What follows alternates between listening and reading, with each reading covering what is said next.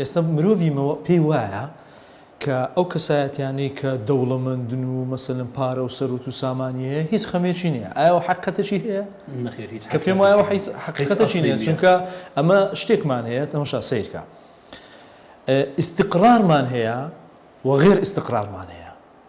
ئیستیقرار مەسەلەن ئەتوو لە ناوچەیەکی سەقامگیری ئارامی وەکو کەسێک کە دەوڵەمەندەکەیە هەموو شتێکی هەیە، نەخەم لە پارە دەخوا، نە لە خەم لە سامان دەخوا، نەخەم لە شوێنێک بۆ نیشتە زێبوون دەخوا، نەخەم لە خۆراک و پەیداکردنی بژێویژیان خەم لەو شتانە ناخوا لەبەرەوەی لە ناوچەیەکی ئارامە. بەڵام مەرج نییە سەعادەی هەبی، مەرج نییە هەستی دڵخۆشبوونی هەبی، چونکە سەعادەت چییە؟ خۆشبەختی هاوسەنگی نێوان ڕۆح و جەستەیە.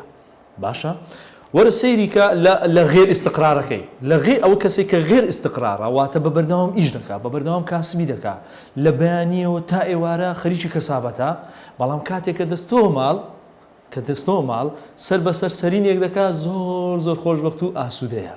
بزانە خۆ ئەوە غێر ئیستیقرارە، ئەوەشیان لە ناوچەی ئیستیقراردا بوو، لە ناوچەیەکی سەقامگیردا بوو.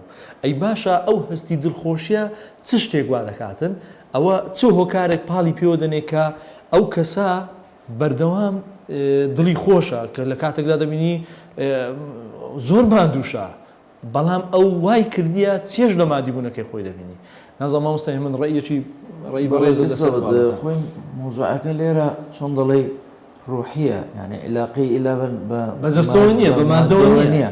تو جاری وای کتێبێک دەخوێنیەوە کتێبەکە هەستی دڵخۆشبوونی دروست دەبی، یعنی مەرجش نییە. تۆ ڕەنگە لە ڕووی مادیەوە هەندێک کەم و کوڕیشت هەبێ، بەڵام تۆ چێژی لێ وەردەگری بۆ خۆی شتێک هەیە پێی دەگوترێت چێژی ئەو لەحزەیە زۆر گرنگە.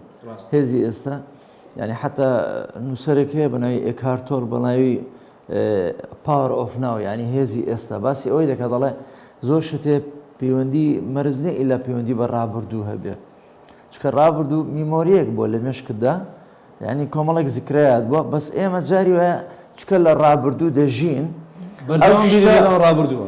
بەردەوام بیر لە ڕابردوو دەکەینەوە. ئەو ڕابردووە وامان لێ دەکات کەوا چێژی ئەو لەحزەیە لە دەست خۆمان بدەین و لەبەرەوەی ترسی داهاتووشمان هەیە تەماشا دەکەی هەردووچی وەهمە لە ئەست ئەو لەحزەیە ئێستادا.